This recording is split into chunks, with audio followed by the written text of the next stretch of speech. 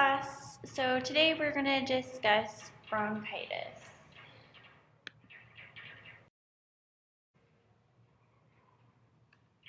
So a little fun fact, well not really fun, but a fact that was mentioned in the Lewis book is that lower respiratory tract infection is the third leading cause of death worldwide. Now for a little pathology for bronchitis.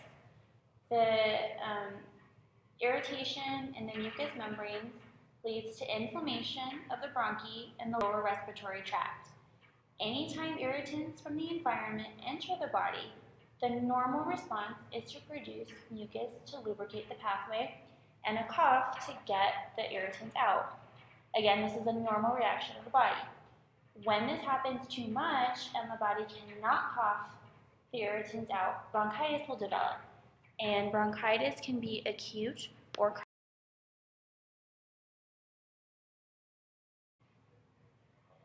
For acute bronchitis, up to 90% of acute bronchial infections are viral in origin.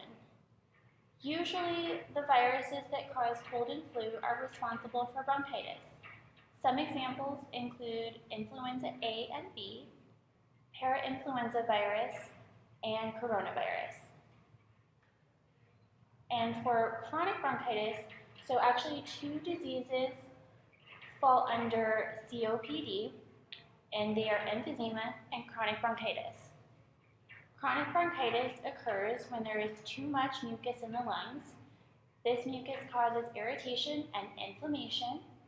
Factors that can cause this constant irritation are frequent episodes of acute bronchitis, cigarette smoking, and exposure to environmental pollution for a long period of time.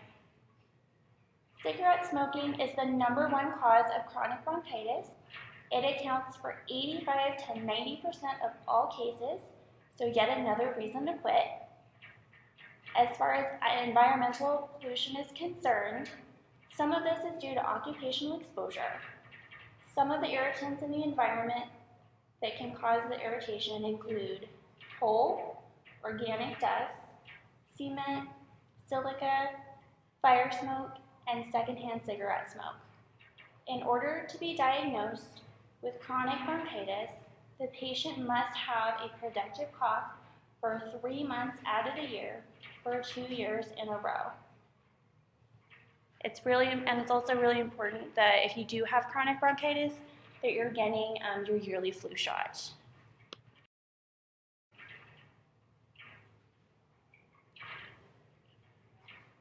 Clinical manifestations. For acute bronchitis, you will have shortness of breath, fatigue, chest discomfort, and there will be pain that's felt in the sternal area, and that's due to coughing. For chronic bronchitis, the patient will have a sudden increase in sputum volume, purulence, and or worsening of shortness of breath, and that's when you know they're experiencing an acute exacerbation of chronic bronchitis.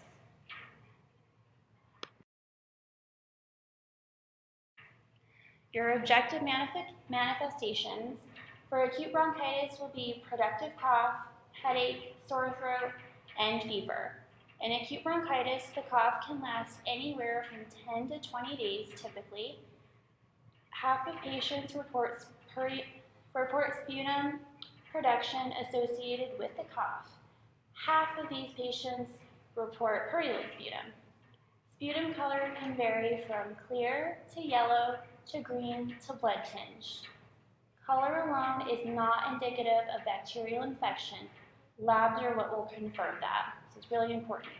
And if fever is present, since it's not a typical symptom, you will need to rule out pneumonia or the flu.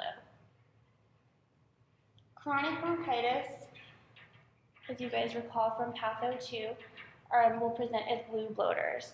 And a little refresher on that, blue bloaters are going to be, so the nail beds, whites of the eyes, the lips, and sometimes the skin, depending on skin color, will appear blue in color. Oxygen saturation will be in the lower 90s to 80s, and the patient will take bigger and deeper breaths. This is what causes an increase in the diameter of the chest, also known as a bloated appearance.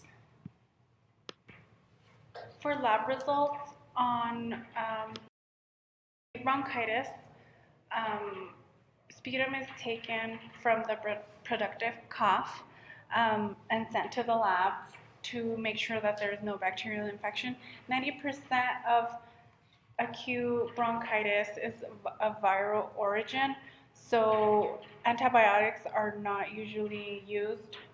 And patients with acute bronchitis, there's not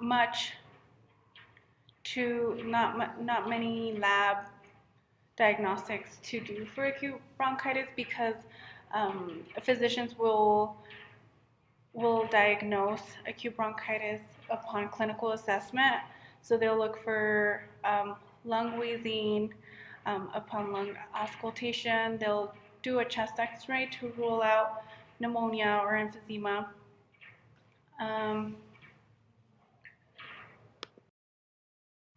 So medications for acute bronchitis include, and not usually are prescribed, and they're given a prescription for cough suppressants. Sometimes they will have them just buy over-the-counter cough suppressants if it's hard for them to sleep through the night when they're having increased coughing. They also prescribe beta-2 agonists, which are bronchodilators, and this is to reduce wheezing. Not all people are prescribed corticosteroids. It's more in severe cases of acute bronchitis, which they're given corticosteroids to reduce inflammation in the bronchioles. For chronic bronchitis, a physician does order a chest x-ray to rule out, again, pneumonia or emphysema. Another sputum test is done just to evaluate bacteria in case of a need for antibiotics. In this case, pulmonary function testing is done to measure how much air a person can breathe in and how fast they can breathe it out. A CBC is also ordered, again, for infection, to see how much blood, to see how much blood they have in the system. They also have ABGs to test the pH of the blood, and then they do a CT scan just to see how much damage has been done from the bronchitis. And medications for chronic bronchitis, this is not a medication, it's just they're advised to stop smoking because usually those who suffer from chronic bronchitis are smoking individuals, and to avoid the harmful fumes again. They are prescribed bronchodilators, corticosteroids, and PDE4 inhibitors to help with excessive mucus production. They also prescribe humidified air to the throat to keep it moist. Ibuprofen, over-the-counter ibuprofen or Tylenol to help reduce if there is a high temperature or to alleviate chills. They are also prescribed resting more and drinking plenty of fluids to keep hydrated. And again, over-the-counter cough medication if coughing does become excessive.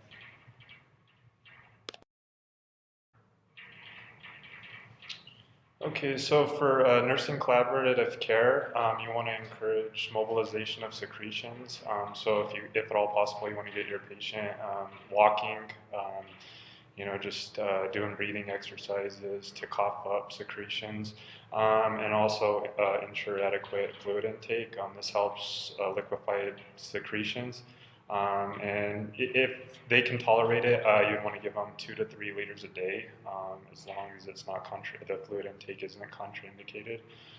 And you definitely want to encourage rest because bronchitis there's a lot of fatigue that goes with it. So getting about, at least 6, 7, 8 hours of sleep would be beneficial to the patient per night. And also you want to avoid, make sure your patient avoids bronchial irritants, which flared up, such as dust, definitely smoking, which is one of the worst irritants. Also pollen, perfumes. There's a lot of irritants that can cause it, so you'd want to go over your patient with that. And also you'd want to caution your patient on over-the-counter cough suppressants, antihistamines, and decongestants, because you want your patient to not have a severe cough or, where they're just coughing like crazy. You want to suppress it enough, but at the same time you want them to be coughing up that extra mucus. So it's kind of like a give and take type thing with cough suppressants. And you also want to advise that a dry cough may persist after bronchitis is cured. This is due to the irritation of the airways, so it could be for weeks after the bronchitis is gone, so you would definitely want to let your patient know that. And also to get into some humid areas and stay away from dry areas, maybe put a humidifier in your house. And also teach the patient to recognize and immediately report early signs and symptoms. Definitely a cough that starts off dry, and within a week or two it becomes to where that you're producing a lot of mucus is a big sign of bronchitis. And also hand washing. Encourage your patients to hand wash constantly. So just to and then some nursing diagnoses are ineffective airway clearance related to excessive thick and mucus secretions, ineffective breathing pattern related to bronchoconstriction and mucus, and impaired gas exchange related to obstruction of the airway by secretions and spasm of the bronch. The complications of these diagnoses are hypoxemia, hypoxia, atelectasis, and pneumonias. Pneumonia can be caused, if you have bronchitis, it could eventually turn into pneumonia. And also that could cause pulmonary edema and pulmonary emboli. You could definitely, if you get pneumonia, you're at risk for pulmonary embolism. So preventing and identifying these would be to assess and monitor the respiratory function for changes, suction to maintain a patent airway, and using an ambi bag, which gives 100% oxygen, and this periodically hyperinflates all lung tissue. So if your patient is experiencing hypoxemia or hypoxia, you definitely want to use an ambi bag before suctioning the airway. And another, let's see. Oh, and you definitely want to turn your patient, every couple hours, and encourage deep breathing exercises. This would definitely help your patient breathe. If it turns into pneumonia and you get and you're at risk for embolisms, then you definitely want to apply stockings or sequential compression boots to help prevent any DVTs or pulmonary emboli. And another nursing diagnosis is pain related to inflammation of the lungs and persistent cough. Okay, and another, for this nursing diagnosis of pain, you'd want to regularly assess the pain level. You'd want to administer pain medication to prevent breakthrough pain. And usually NSAIDs are sufficient enough to control pain related to bronchitis, but if opioids are used, you definitely want to monitor the vital signs and for respiratory suppression that could go along with those. And you'd want to help maintain the comfort level by elevating the head of the bed and breathing exercises to help reduce pain. So for the bed, you'd want to elevate in at least a semi-Fowler's position, so 30 to 45 degrees at least, to help your patient breathe more effectively. And anyways, that's about it. So thank you guys for listening to our presentation, and everyone take care. Thanks. Bye.